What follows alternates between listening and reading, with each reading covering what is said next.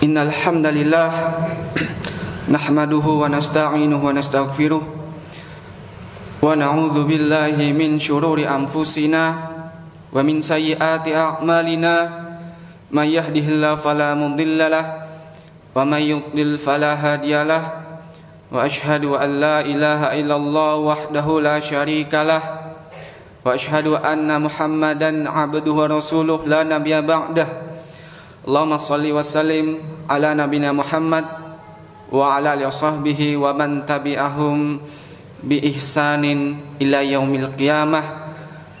Qala Allah Ta'ala, ya ayyuhalladzina amanu taqullaha haqqa tuqatih wa la tamutunna illa wa antum muslimun. Amma ba'd, jamaah sidang Jumat rahimani wa rahimakumullah.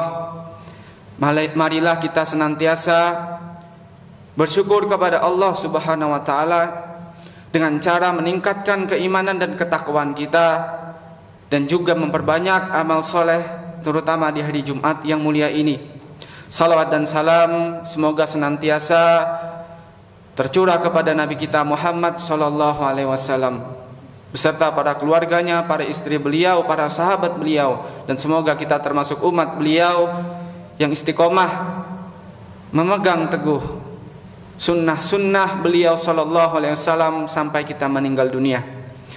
Jamaah sidang Jumat yang semoga dimuliakan oleh Allah Subhanahu wa taala, di dalam sebuah hadis riwayat Imam Al-Bukhari dan Imam Muslim dari sahabat Abu Hurairah radhiyallahu anhu, dari Rasulullah sallallahu alaihi wasallam bersabda, "Man kana yu'minu billahi wal yaumil akhir falyaqul khairan aw liyasmut." Barang siapa yang beriman kepada Allah dan hari akhir, maka hendaknya ia berkata yang baik atau diam. Wa man kana yu'minu billahi wal yaumil akhir falyukrim jarahu. Barang siapa yang beriman kepada Allah dan hari akhir, maka hendaknya ia muliakan tetangganya. Wa man kana yu'minu billahi wal yaumil akhir falyukrim dhaifahu. Barang siapa yang beriman kepada Allah dan hari akhir, maka hendaknya ia muliakan tamunya. Jamaah sidang Jumat yang semoga dirahmati oleh Allah Subhanahu wa taala, di dalam hadis ini kita mendapat 3 perintah dari Rasulullah sallallahu alaihi wasallam. Perintah yang pertama adalah perintah dalam menjaga lisan. Rasulullah sallallahu alaihi wasallam membimbing kita ketika kita berbicara. Rasulullah sallallahu alaihi wasallam memberikan 2 opsi. Rasulullah mengatakan, "Falyakul khairan aw liyasmut." Katakan yang baik atau diam. Maka ini adalah 2 opsi ketika kita ingin berbicara. Jika kita tidak bisa berbicara yang baik, maka hendaknya kita diam. Tidak ada opsi yang ketiga. Al-Imam Syafi'i rahimahullah ta'ala mengatakan, makna hadis ini adalah jika engkau ingin berbicara, maka berfikirlah terlebih dahulu.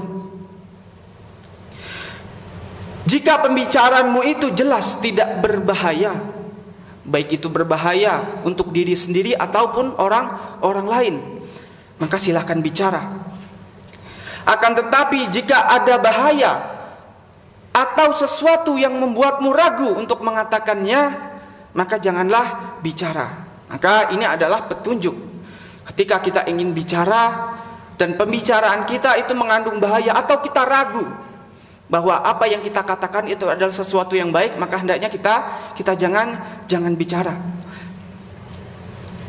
Kita tahu banyak sekali kasus kejahatan hanya karena bahaya lisan, hanya karena lisan yang tidak bisa dikontrol.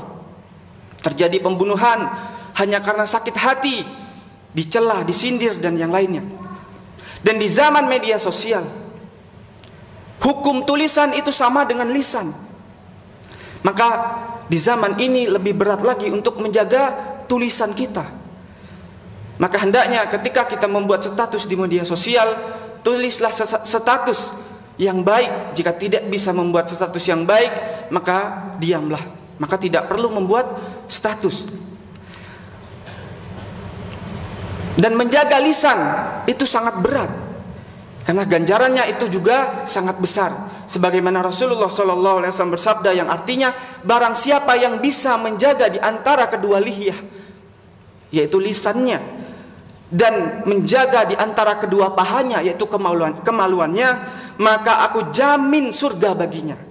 Maka ini adalah keutamaan orang yang pintar menjaga lisan. Maka Allah Subhanahu wa taala menjanjikan surga untuknya. Maka dari itu hendaknya ketika kita berbicara, kita membuat tulisan, hendaknya kita berpedoman dengan hadis ini. Berkatalah yang baik atau diam.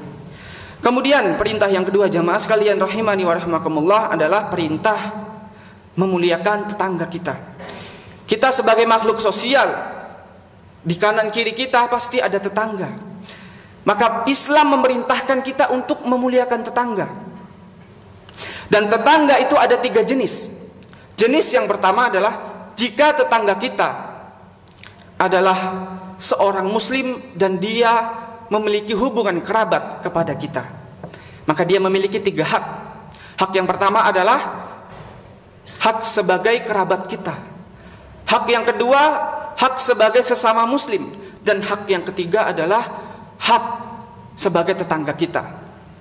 Kemudian jenis tetangga yang kedua adalah jika tetangga kita adalah seorang muslim namun dia bukan kerabat kita, maka dia memiliki 2 hak. Hak yang pertama adalah hak sebagai sesama muslim, dan hak yang kedua adalah hak bertetangga. Kemudian jenis tetangga yang ketiga adalah jika tetangga kita non muslim, maka dia memiliki 1 hak, yaitu hak bertetangga. Maka Islam mengajarkan adab yang mulia, bahkan kepada sesama non muslim pun kita diajarkan untuk menjaga hak-haknya. Kita tidak boleh berbuat zalim kepada seorang non muslim. Hal ini ditunjukkan jika kita memiliki tetangga seorang non-muslim. Dan jika kita memiliki tetangga seorang muslim, di antara hak-haknya adalah yang pertama adalah ketika kita bertemu, kita hendaknya mengucapkan salam kepada muslim tersebut. Hak yang kedua, jika kita diundang, maka hendaknya kita mendatangi undangannya. Yang ketiga, jika dia meminta nasihat kepada kita, hendaknya kita memberikan nasihat. Kemudian hak yang keempat, jika tetangga kita sakit, hendaknya kita jenguk. Hak yang berikutnya, jika tetangga kita meninggal dunia, maka kita sholati dia dan kita iringi jenazahnya sampai ke pemakaman. Hak yang berikutnya adalah hendaknya menjaga lisan kita. Jangan sampai kita menyakiti tetangga kita. Kita mencela tetangga kita, kita menggibah, menggunjing tetangga kita, kita mengolok tetangga kita, maka itu tidak boleh. Kemudian hak yang berikutnya adalah hendaknya kita tidak zalim, tidak berbuat aniaya kepada tetangga kita. Tidak boleh kita mengganggu tetangga kita, misalnya dengan tangan kita, maka tidak boleh. Maka ini adalah hak yang harus kita penuhi ketika kita memiliki tetangga seorang muslim. Dan besarnya hak tetangga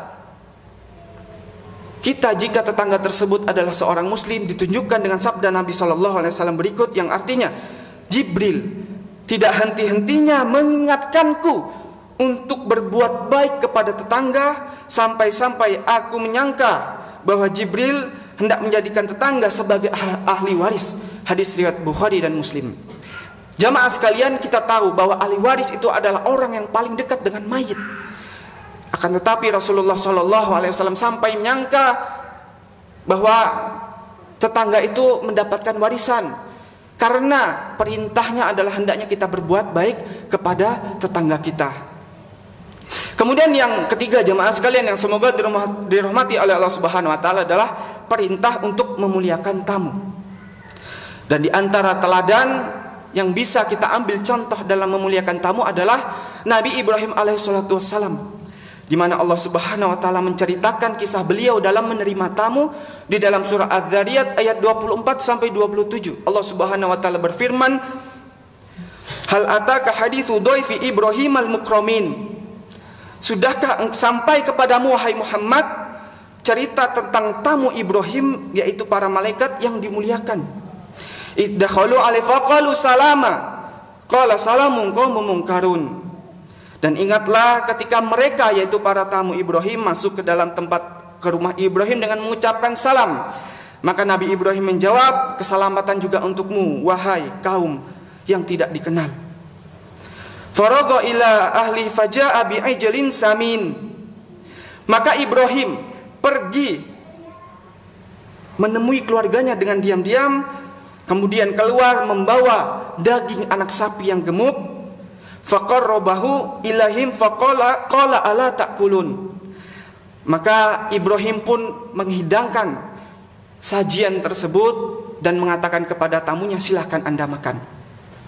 Jamaah sidang Jumat yang semoga dirahmati oleh Allah Subhanahu wa taala, di dalam ayat ini kita bisa mengambil pelajaran di antara adab dalam memuliakan tamu adalah yang pertama, ketika tamu tersebut mengucapkan salam kepada kita, maka hendaknya kita jawab salam tersebut.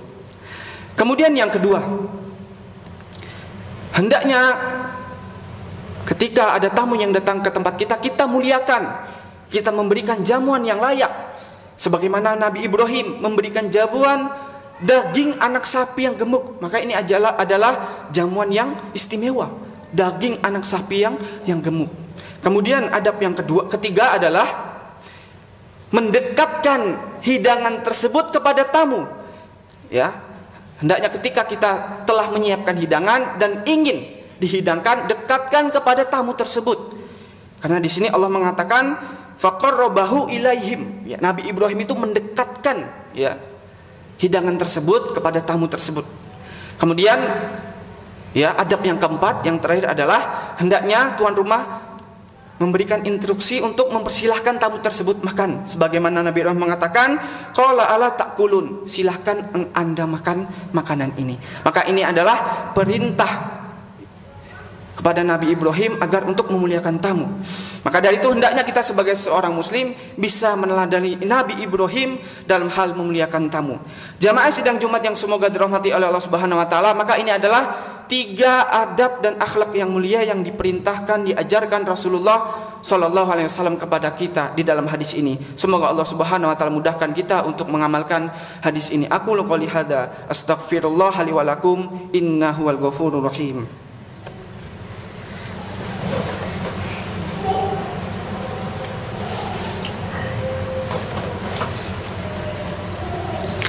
Alhamdulillah, salatu wassalamu ala Rasulillah wa ala alihi washabihi wa mawalah wa la haula wa la quwata illa billah ma ba'd.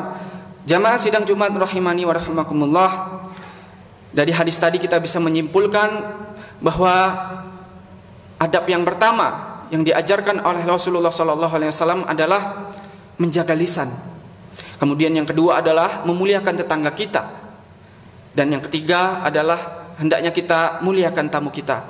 Dan ini adalah adab yang sangat penting, yang sangat agung.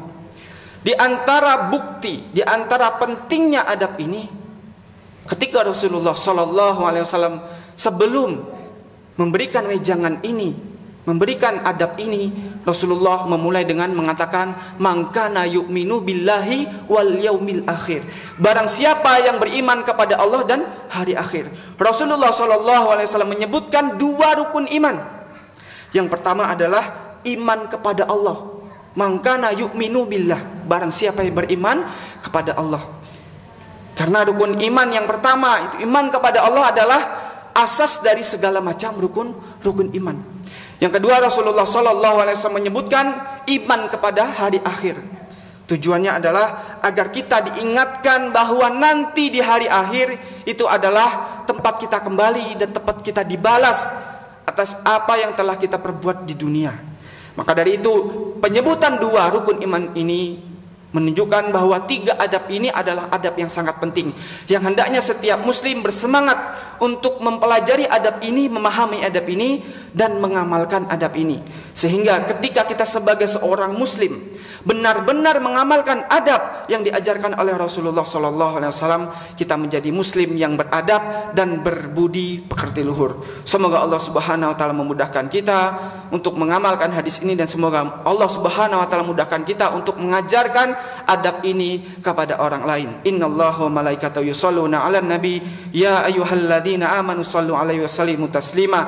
Allahumma shalli 'ala Muhammad wa 'ala ali Muhammad kama shallaita 'ala Ibrahim wa 'ala ali Ibrahim innaka Hamidum Majid. Allahumma barik 'ala Muhammad wa 'ala ali Muhammad kama barakta 'ala Ibrahim wa 'ala ali Ibrahim innaka Hamidum Majid. Allahumma fir lil mu'minina wal mu'minat wal muslimina wal muslimat al ahya'i minhum wal amwat innaka sami'un qaribun mujibud da'wat ya qadiyal hajat. Allahumma inna nas'aluka al-huda wat-tuqa wal-afaf wal-ghina. Allahumma inna nas'aluka ilman nafi'an wa rizqan thayyiban wa amalan mutaqabbalan.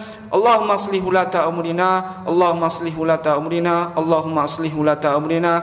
Rabbana la tuzigh qulubana ba'da idh hadaitana wa hab lana min ladunka rahmatan innaka antal wahhab. Rabbana atina fid dunya hasanah wa fil akhirati hasanah wa qina adzabannar. Wa sallallahu ala nabiyyina Muhammad wa ala alihi wasallam wa akhiru da'wana alhamdulillahi rabbil alamin.